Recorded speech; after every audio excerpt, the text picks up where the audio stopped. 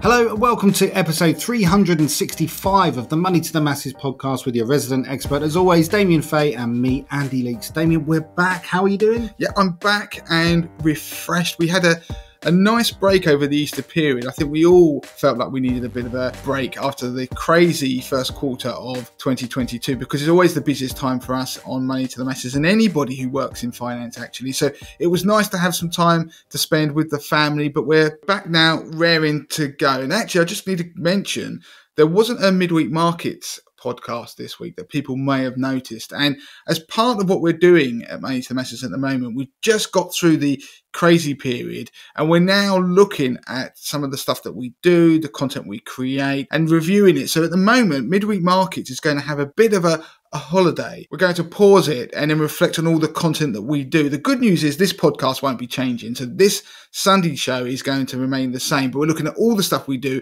across the breadth of the Money to the Masses platform. That includes things on the site, etc. So we'll keep you updated on that. And actually, like Damien said, it's been paused at the moment while we look at other things, but we're kind of open for ideas, because we're not saying that there's not going to be another podcast on this channel. So if there's stuff that you particularly as listeners think that we should be covering or doing, then do get in touch, because it'll be interesting to know, because at the end of the day, we do this for you guys, the listeners. That's what we're here for. Yeah, and to give you a potential idea there, we are conscious of the cost of living crisis that's happening, and from my view of where things that I see going, I think we're going to be with this cost of living crisis for the foreseeable future. I mean, into 2023 at least, especially with the rising energy prices. Then there is a discussion to be had about the content that we need to provide covering that area a bit more. Because the reason I say that, when you were at the weekend or over the Easter and you were talking to people barbecues or whatever you were doing, I guarantee that nearly every conversation you had at some point pivoted towards the cost of living. Maybe they're moaning about how much cinema tickets cost or energy bills were, food, for example.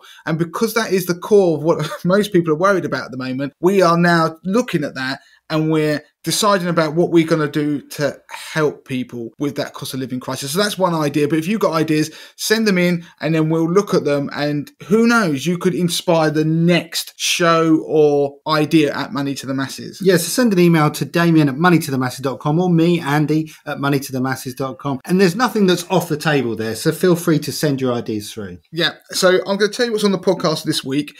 An investment piece I'm going to focus on to start with. Now, 2022 has been a difficult year for investors and diversification in particular. And if you look at your portfolios out there, bonds have been hammered this year, almost relentlessly. And so there's a question mark over the conventional wisdom of a bond equity portfolio. So one that just diversifies into those two. It's the most popular form of diversification out there. Typically 60% equities, 40% bonds is popular.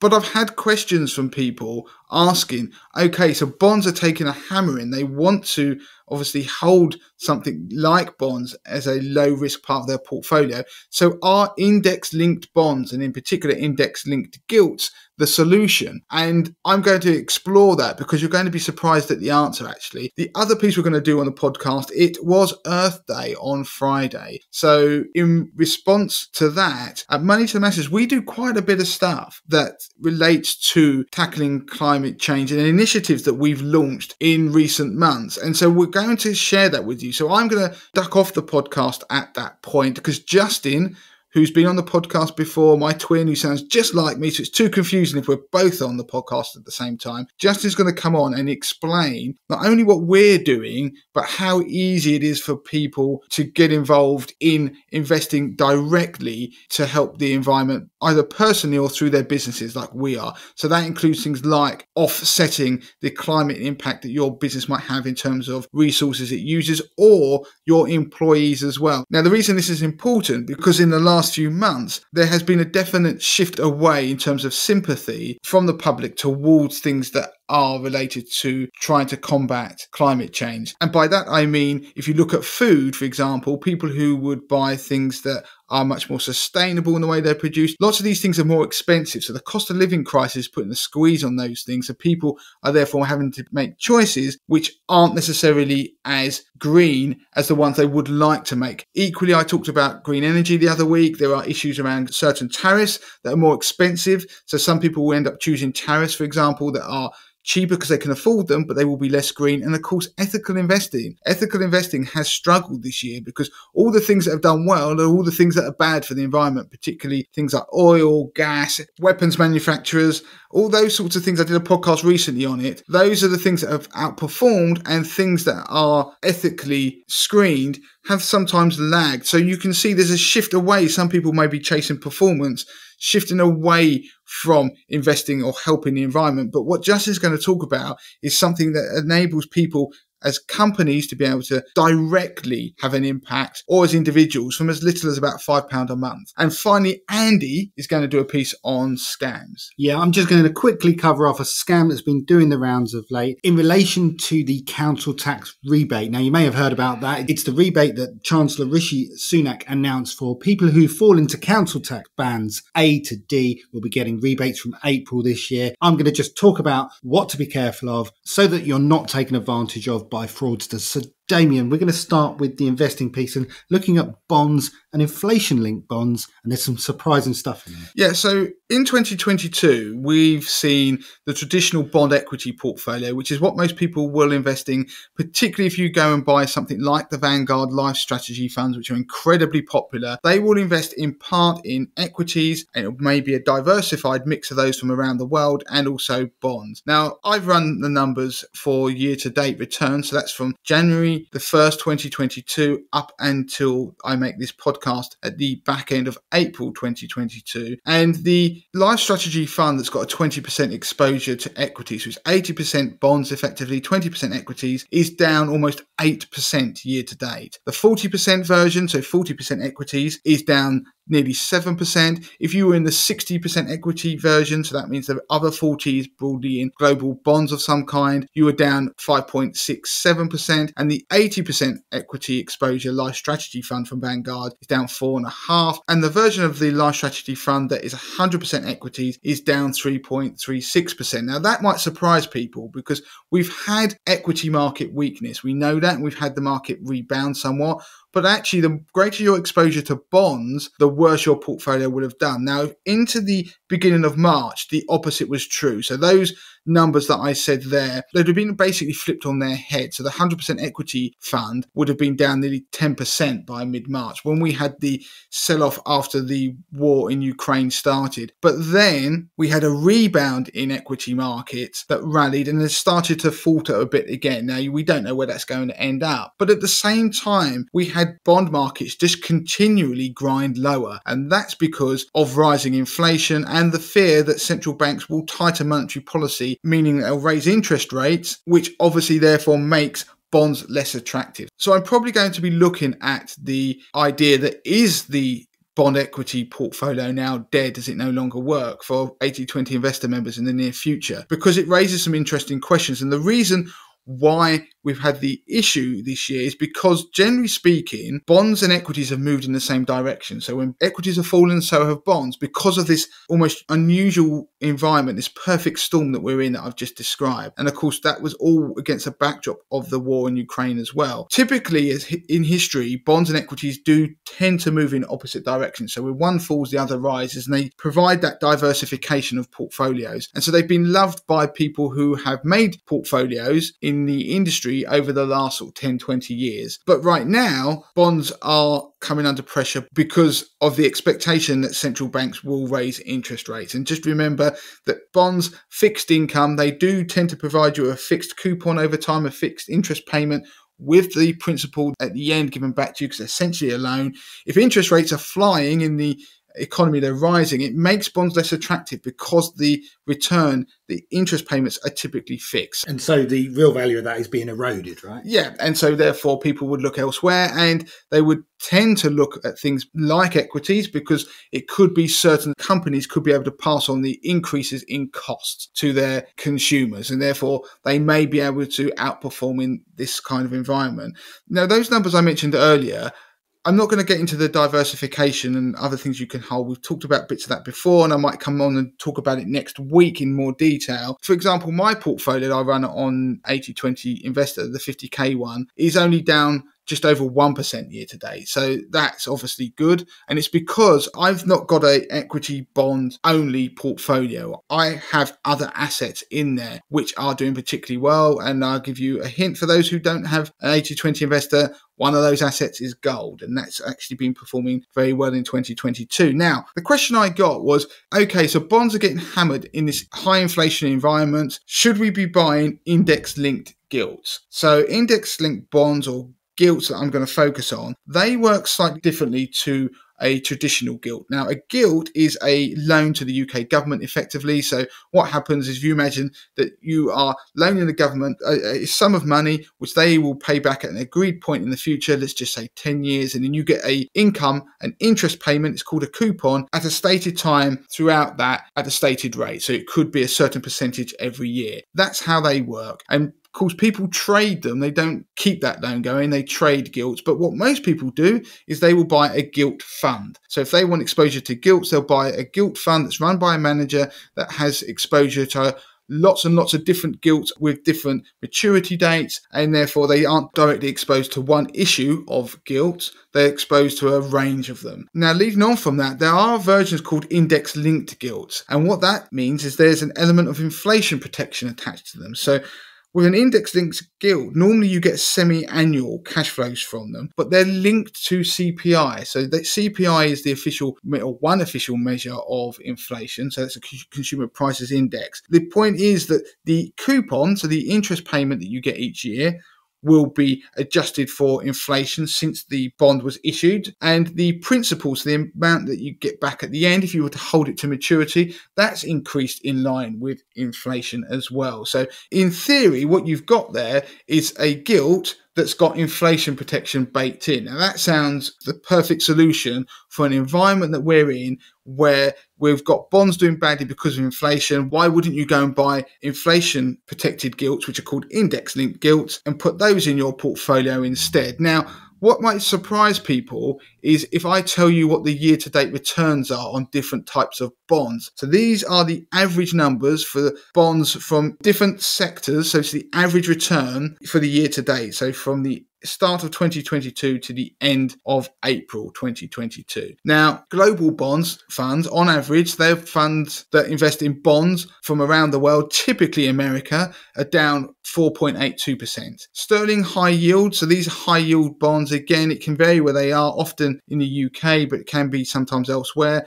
They are down 5%. And high yield bonds, just as a bit of a lesson, often have a strong link to equities in terms of their performance. So when equities do badly, high yield bonds tend to underperform other types of bonds. Now, strategic bond funds have a bit of a mixture. They're meant to be like go anywhere type of bonds, but they kind of are, again, quasi high yield bonds, and they are down just over 5%. Bog standard corporate bonds, so they are basically bonds that are issued by companies. Those ones that are in the UK, on average, they're down about 6.7% year to date. Now, global emerging market bonds are down 8.23%. Now we get to UK gilts. They're down 9.33%, but if you bought index linked gilts, on average, your fund would be down 9.66% in just over 3 months, so nearly 4 months. Now, you'd be surprised at that, because you'd be sitting there thinking, this is an inflationary environment. Why wouldn't they be outperforming all the others? Now, of course, global bonds got a bit of a currency kicker because the pound has tumbled, but I want to explain why index-linked gilts aren't working in this environment, and they're unlikely to in this environment. Now, it's because despite the fact that they have this inflation part baked into the coupon and the principal, the coupon represents a very small amount of the total return on an index-linked bond. And that's because the coupon on those tend to be really low. They're much lower than what you'd get on a conventional gilt, one that isn't index-linked. So even though that's index-linked, what that contributes to your total return is quite minuscule. So to give you an example, the coupon often on an index-linked gilt is about 0.125%. So if you're going to have that index linked, you can see that's a tiny effective interest rate even if you inflation protect it, then whoopee-doo. Now, by comparison, if you look at something like a normal gilt, then the interest rate, the coupon rate on that, is going to be much higher for an equivalent time span, so the same term. And it could be, for example, if we're comparing them for about 10 years or so, a 10-year gilt could be going towards perhaps 2%. Wow. So it's more attractive. It's not blowing the lights out, but it's definitely more attractive. I totally get that now, because by comparison, the return that the inflation protection gives you is just that minuscule 0.15%, but 2% on the standard bonds or gilts is many times better. And that's the thing. It's not necessarily a huge sum of money you're talking about. These are still low interest rates. But what you've highlighted is that one of the key things that impacts the price of a gilt, because the price of the gilt will go up and down depending on the demand for that particular type of index-linked gilt. That is dictated partly by the relationship between conventional gilts and what they call linkers, which are index-linked gilts. And of course, if you're sitting there thinking, right, I want to have this insurance against inflation, this inflation protection.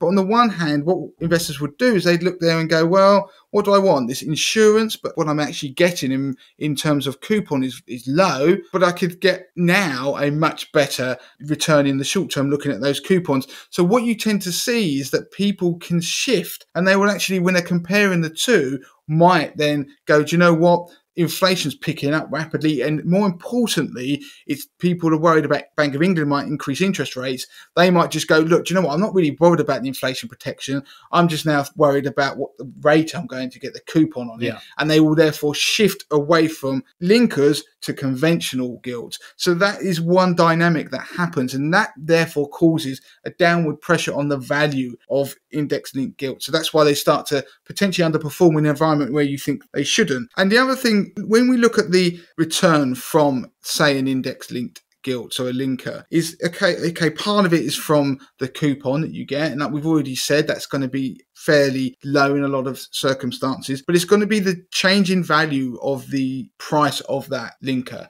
It's going to go up or down, isn't it, if you want to sell it or buy it. So the change in that capital value is going to be the main driver of the returns that you get. Because although I said that it's a loan effectively to the government, if people want safety because that loan is going to be repaid, people are willing to pay more for it. So therefore, the price of that bond effectively goes up, that price of that index-linked gilt. Now, the thing that impacts the price, two things really that have a major impact, are future inflation expectations, but also future expected central bank rate moves. So if they think that interest rates are going to go up, then it starts to really impact the capital value of not just gilts, but particularly index-linked gilts. And that's because it's all to do with what investors think the future expected real yields are going to be. So that's the yield basically taking into account inflation. Now, don't get bogged down by that, but one of the things that you have to learn is that you think gilts, okay, are quite a low risk investment. They're safe. That's what would be the general view of them, because they are going to be repaid by a government. So they are the lowest rung of the bond hierarchy in terms of risk. So they sit there and think, well, the government's going to pay it back. It's unlikely the UK government will go completely bankrupt. But index-linked gilts in particular are more volatile than the conventional gilts. And what that means is they're much more sensitive to interest rate moves. And I want to just quickly explain this before I finish this piece, that there is something that's unique about the index-linked gilt market. Most of the people that hold them, and it's not the biggest market in the world, are pension funds. And so pension funds use them to match future liabilities that they have to pay out pensions. And so when they hold them for the duration. So until they mature, until that principal comes back. That's all built in to match the liabilities they've got in the future. The thing is that the average maturity of one of these in the UK now is 21 years, and that's a long time. And it means that they are much more sensitive to interest rate moves. Now, there's something called duration that I've talked about on the podcast before, which is a measure of the sensitivity of the price of a bond to changes in interest rates. Now, all you've got to latch onto is that index-linked gilts have a significant duration risk, which means that they are very sensitive to changes in interest rates. So in an environment like we are now, where we expect interest rates to go up, What it means is that suddenly they are very sensitive and their price will fall. And because it starts to impact the yield, the way bonds work, when the yield increases, the bond price falls. It's just the way they work. And when the real yield on a linker increases by 1%, it means that the capital value will fall 20% on average. And that's using the FTSE Actuaries UK Index linked gilt all stock index as a measure. But all you've got to realize is that you can get a very small increase in expectations and it can have a very severe fall in the capital value. So that's why, when I go back to the numbers I mentioned earlier, that's why index linked gilts are down nearly 10% year to date. So what this all means, we take it in the round, index linked gilts work if you hold them to maturity. The interest rate risk is reduced because you're buying something that you know what you're going to get, and it matches and works for pension funds. It means that they're not great for retail investors who will probably hold them for short periods of time, or will hold funds that invest in them for short periods of time, because you will get these wild price moves. And so they are very volatile. They're not as low risk as you would think a gilt would naturally be. In fact, I would class them as quite high risk investments because of this volatility that occurs. So if anybody learns from this podcast, is that don't automatically assume, which is what most people will do, that I'm going to go for an index linked gilt fund because it's a gilt, it's got inflation protection, and it's going to be safe. All of those things effectively aren't true. It's going to be very volatile. It doesn't give you protection, in essence, in an environment where you're going to get high inflation because interest rates are going to go up. It's that expectation of interest rates that's the killer. And so what you would need to do is think about diversifying perhaps elsewhere, which comes back to my point about diversifying perhaps into other assets, not just into bonds. And that can be targeted absolute return funds as well. So there you go, Andy. That explains to people how index linked gilt funds work, because it is a topic that's not very well understood. Oh, and as ever, there's one final thought on this. In America, there are things called TIPS, which are the equivalent of the linkers in the UK, and they have a much lower maturity on average. So there are people who have used those in their portfolios instead, particularly fund managers, to try and give some inflation protection to the bond part of their portfolio. So that's really just a side note to broaden people's understanding. Okay, so let's move on to the next piece of the podcast then. And we're going to bring Justin onto the podcast to talk about something that Money to the Masses has been doing, but actually that other businesses and individuals can do to help the world. It's great to be on the show again. And this week, as it's Earth Week and it was Earth Day on Friday, just gone, Damien and Andy thought that it might be quite a good idea and quite timely for me to come on the show and just talk a little bit more about what we've been doing at Money to the Masses regarding our environmental credentials and some of the initiatives that we've been looking at over the last couple of months. So what really kicked this off was last year we've been doing a lot of work, and I have with our developers behind the scenes, looking at how Money to the Masses website works, some of the things, the technology that we use, the kind of digital infrastructure really. And one of the things that I've been wanting to do, and all of us really, I think in society, we've been very much aware of, that we can as a business do things better.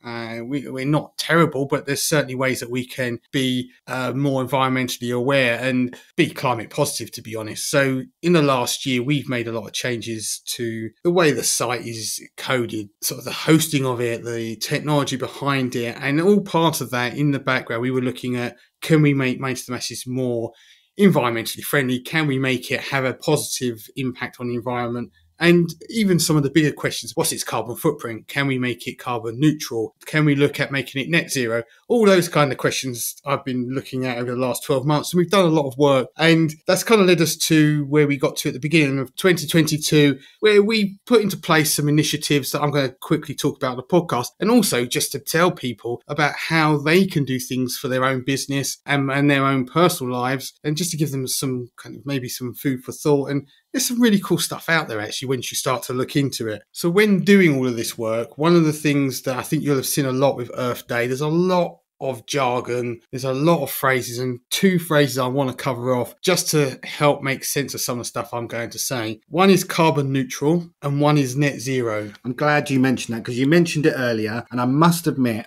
those two phrases are interchangeable in my mind and they kind of mean the same thing, but I take it they don't. No, and they don't. And in my research over the last year and the work that I've been doing, it started to become more apparent how different these two things are.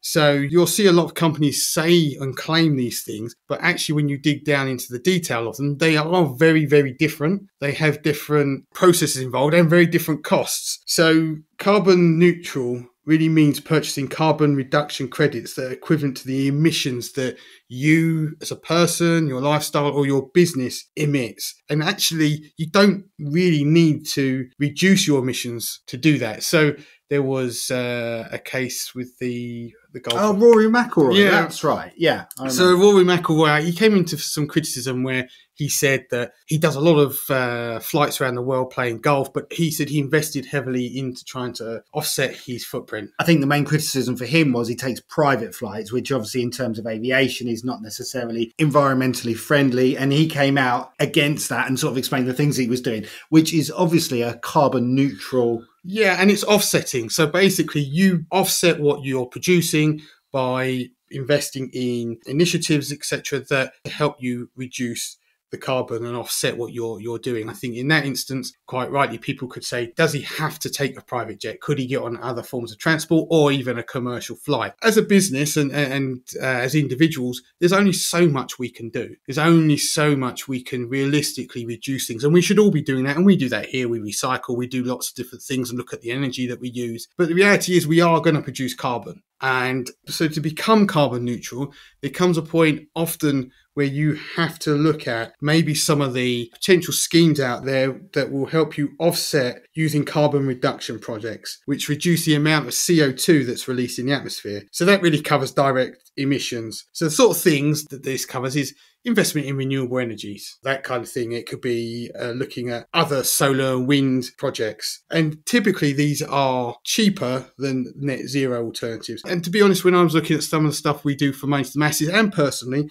these kind of projects are a fantastic starting point because they are things that you can do now. Whereas some of the other, the more grander goals, so Google will talk about net zero, those kinds, they take a lot more investment, but they also take a lot more time to be able to do. Net zero, on the other hand, is fundamentally different. The difference with that is that this is actually about not purchasing carbon reduction credits or investing in projects that will help you offset your carbon emissions. This is really about reducing your emissions in line with like the latest climate science and balancing anything that you can't reduce. Because there is a reality, you can't reduce everything. Then you can use carbon removal credits. So what this typically does is you will invest in removal projects that actually take CO2 out of the atmosphere. So the idea being, if you as an individual, as a business or entity, you produce 200 tons of CO2, you will invest in projects that will take 200 tons of CO2 out of the atmosphere. All at the same time, trying to actually not produce any CO2 yourself or reduce that. So that is the difference. Other key difference when it comes to planting trees, you see a lot of stuff in the press, a lot of things about planting trees, and planting trees are great because obviously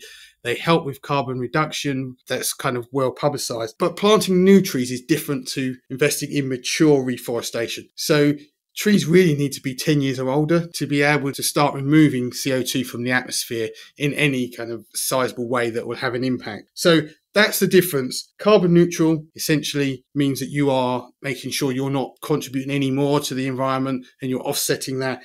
Net zero means that you can sit there and say, when you look at it, you've removed what you've put into the atmosphere, and fundamentally your aim is to not put anything in the atmosphere. So after looking at all this and explaining the difference between those terms, I wanted to talk about a little bit about what we've been doing at Money to the Masses. What are the exciting things that we've been trying to do to make our business be more climate positive? Actually, how can we achieve a carbon neutral? At the moment, we're not at that stage where we can be net zero, but those technologies and those initiatives that are going to be more accessible as time goes on will be something that will help us achieve that. So what have we been doing? The first thing we do at Money to the Masses is we offset all of our human impact. So we offset the carbon footprint of everybody that works for Money to the Masses, and that's in their work and personal lives. So we invest in projects that help us make sure that we meet that carbon footprint. Other things that we do is we start to look at how we offset our business impact, and we do that by offsetting all the carbon we have emitted either directly or indirectly since Money to the Masses first came into being, which is in 2010. And I'll come on to explain that because I think there's probably a few things here that some people can take away for their own businesses. And then other thing we've done is we've moved a lot of our infrastructure, as I mentioned at the start, are hosting, using caching services, things like that use more sustainable energy sources, and they are more efficient. There's a thing called power usage effectiveness ratings, which are to do with data centers, etc. And finally, we offset all of the carbon footprint created by anybody that comes to the Mind to the Masses website. I don't mean their lives, but the energy that's generated in them interacting with our website. So when you go to a website, the data centers are humming away, the cooling fans are doing their thing, and there's a lot of energy that's being used in those. So we've managed to calculate what that is and offset that. And then the last thing that we've done is in the last year, we've done a lot of work on the coding part of Mind to the Masses and what runs the website. And not a lot of people realize that actually one way to reduce the energy usage of websites or programs is to make the code cleaner. What I mean by that is making it more efficient. So over years, legacy systems, they get worse and worse and worse. They're running processes that they might not necessarily need to do. There's all of that computer usage, servers jigging around. They're taking the long routes, aren't they? And so what we're doing there is creating the shortcuts, the shortest path to the goal. Yeah, and the website came around 10 years ago. So how things are done there, technology and coding and everything's moved on so much that things are far more efficient. So by making sure our website code is as efficient as possible, it uses significantly less energy per visitor than it would have done 2, 3, 4, 10 years ago. So again, that's something that we've been doing. And actually that has a double impact as well, because it means the end user will actually get a better experience. Yeah. Just going back to a couple of those things is how do we calculate, and how did me and the team calculate what our carbon footprint is? How do we decide what we're going to offset? How do we actually do that? So one of the ways is there's a lot of good tools out there. One thing I would recommend to anyone that's interested in doing this for themselves personally or for their own business is go out and look at Earth Day posts of all the companies and people you like. They might be sharing services that they are using. Go and investigate them and see how they're doing it. But for us, one of the things that's important is obviously lots of people come to our website.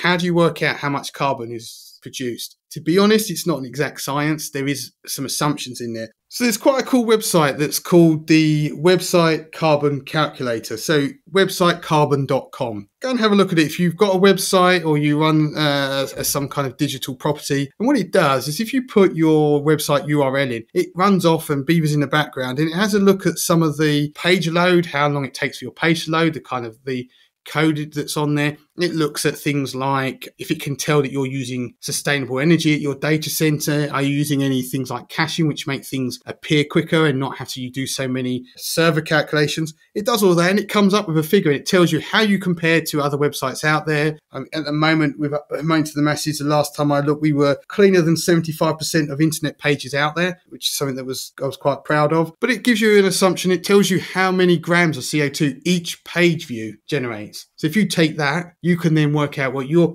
website, which is what we did, and multiply it up by that figure. And you can come up with effectively the amount of carbon that visitors to your website produce by them actually being on there through the systems of your server, etc. It's quite a neat little tool, and it helped me in our calculations. And another tool that I would say, and I'm going to come on to it in more detail, is there are services out there that will help you offset your carbon, but they'll also help tell you a little bit more about what the typical carbon footprint is of someone. Website that I'm going to come on to called ecology.com. They've got some great tools on there. You can have a look. It gives you an assumption on the typical type person you are and how much you or your employees, see the amount of carbon they're likely to produce and what you need to do to offset that. So what have we done so far and how have we done that? So far this year, since we kicked off this initiative, we've planted 434 new trees and we've offset 89 tons of CO2. So how have we done that? We've done that by using a service called ecology.com. And Ecology is an environmental organisation, and their goal is to help facilitate carbon offset projects and the planting of trees around the world. Go and have a look at their website. I really would say, if it's something that's interesting you for yourself or for your business, it's a really good looking website and it's really easy to use. And their mission is to reduce 50% of global CO2 emissions by 2040.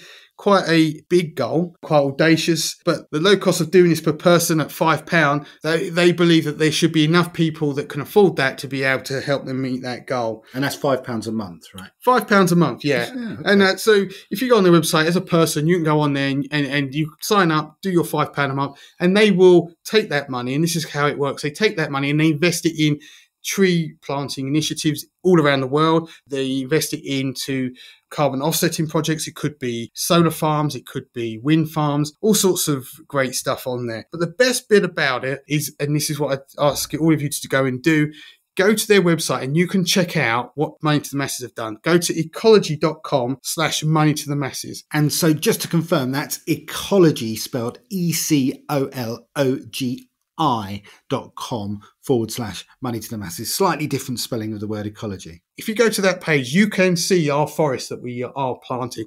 You can see the 434 trees represented each by little icons, and you click on them and it will tell you where they are. They'll tell you how many trees we planted, the location of them, what those projects are doing. It will tell you about the solar projects that money's been invested in. It will tell you about even things like transport projects that they've invested in to help reduce the carbon footprint of systems in India, for example. It's really, really great. It's tangible, and as an organisation, they have a lot of transparency. They show you receipts for the trees that are planted. They give you certificates about your carbon offsetting. And each tree actually has an actual number and a reference with a receipt. It's all good. Yeah. So that's what I liked about it. When I looked at lots of solutions, there is evidence of the tree that you have planted in whichever country it shows it is, and it has a number, and it definitely says, right, this is the trees, this is what you've done. And so somebody that wants to try and help the environment, not just by putting money into a scheme, they want to see what it's doing. Yeah. That's what's great about it. And at an individual level, it does the same. And what is really exciting is you can share what you're doing. You can show it to people. You can show it for us, to our teams. We can share it with you.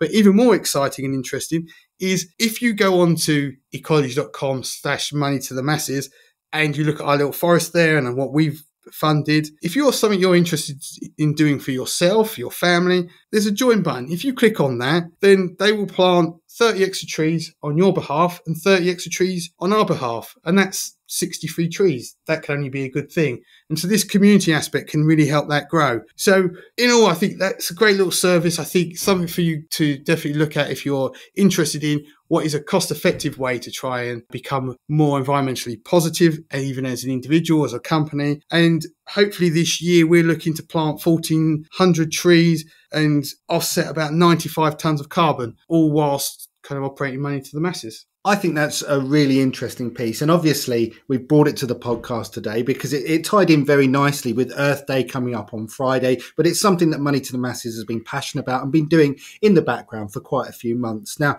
there might be listeners that are listening to this podcast, looking at the cost of living, looking at things rising, petrol and everything else, and thinking, why are you bringing this to the podcast now? We haven't got this kind of money.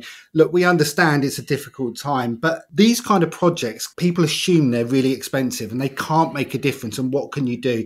Well, this is a tangible way that you can get involved cost effectively. Yeah, and I think as well, where we got to with this last year is looking at what we do. And we are a very socially responsible company. Our whole ethos is about helping people for free. That's what we do every minute of the day. But there's also things about, can we be better for the environment? And I think us as a business, we wanted to be more mindful and start asking those questions about, are we doing enough? The answer was, we could have done a lot more. The answer still is, we can do better. We can become net zero at some point. But I think it's a start. And I think if it's something that you're looking for in your own lives, your family lives, if you own a company, you're looking to maybe just do something that is just beyond more than reducing your resources that you use and recycling, which a lot of us have kind of maxed that out, then just check it out. It's the next logical step. Brilliant. Thanks ever so much for coming on, Justin. And again, just to confirm, the spelling of ecology is slightly different to what you would expect. So it's ECOLOGI.com/money to the masses. Okay, so let's move on to the final piece of the podcast then. Thanks for that, Justin. Damien, let's bring you back in so there's no confusion. That was Justin. This is Damien. You're back, aren't you? I am back. I'm back. I'm back in the room. I never really went anywhere. I just didn't talk.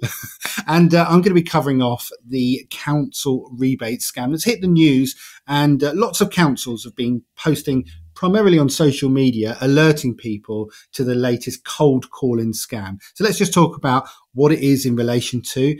People may know already that there was an announcement by Rishi Sunak, the Chancellor of the Exchequer. In response to the increase to the energy price cap, there were a certain few measures that were put in place, and one of them was that anybody who falls within council tax bands A to D would get a rebate of £150 on their council tax. Now, what has made it slightly difficult for customers is that the rules are slightly different depending on how you pay your council tax. So in the main, if you pay your council tax by direct debit, really you don't have to do anything. Your local council will deposit the money into your bank account. That's how it's going to work. When it happens is up for debate because different councils have different teams working on it, and it can be any time from now, April we currently stand at, right through to September. But the message is they are dealing with it and it's going to happen sometime soon. But where there is a slight break in this system and what makes it difficult for councils is there are a number of people out there who don't pay their council tax by direct debit. And it's a job for the councils to get in contact with these people and take their bank details in some way in order to reimburse them the £150 that they are rightly due. And so unscrupulous fraudsters are actually taking advantage of this by contacting people, cold calling people, just chancing their arm and telling people that they're due a council tax rebate and to give them bank details, effectively purporting to be from the councils and taking bank details over the phone. Once they've got those bank details, they can then use those details to take money fraudulently from their account. So it's really, this piece is all about highlighting that this is happening and what people can do about it. So the message is councils will not call you and ask for your bank details. That's the message of the podcast. It will never happen. We've looked online and we've checked council details and we've checked other sort of consumer websites, including Which, and they've all confirmed that councils will not do this. What they will be doing is they'll be contacting their customers. And again, because there's so many different councils and different ways that they do it, it will either be by letter or by email.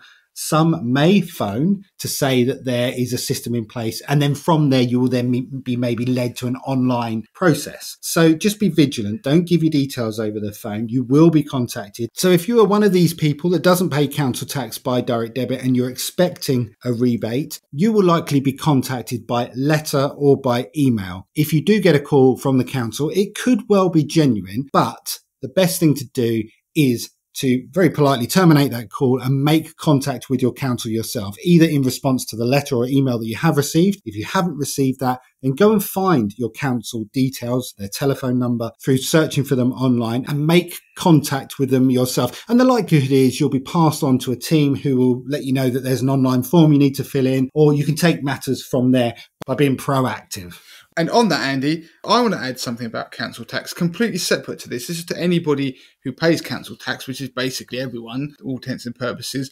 Something I did the other day, that council tax is normally charged over a 10-month period. So if you pay by direct debit, then often they will take that over 10 months, and the last 2 months of any year, there will be no money taken from your account. It's just the way it's often done. And if it's set up that way, then you get to like February, March time, and then no council tax is taken. But you can ask them to spread the cost equally over 12 months rather than doing it in that fashion of 10 and then 2 without any money taken. And what that does, your bill is obviously identical, but it lowers the monthly amount that you've got to have go out of your account. And the reason I mention this is because I did it recently, because by doing so, it brought down my monthly budgeting for my council tax by about £30. And instead what I did is I took that £30 and I upped my direct debits voluntarily on my energy bills by that amount. So my overall budget for bills is actually identical, but what I've done is just rejigged it so that I am now building up some credit on my energy bills over the summer months for when we are going to get these price hikes in October.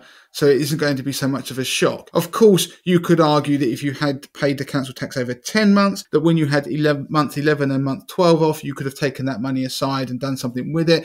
But reality is that doesn't actually happen. If you're anything like me, it kind of gets lost in the wash anyway. So if you're strict budgeting like we all are these days, I found that useful. It means that I'm budgeting a set amount each month that's slightly lower, but it means I'm actually redirecting it towards my energy bill. So it's just about rejigging your finances slightly. You may find that helpful. So that is it this week anyway, Andy. I think we're done. We did quite a lot on the podcast this week. As ever, you can get in contact via email, damien@moneytothemasses.com. Please, please, please leave a review for the podcast on the site to tell us how much you love it, because then it will not only help us in terms of the charts, but it will make us happy and motivated to make even more shows and potentially send you a mug in the post. And of course, as Justin said, please do look at the ecology.com/money to the masses link. And if you sign up via that, then you could actually increase our and your contribution to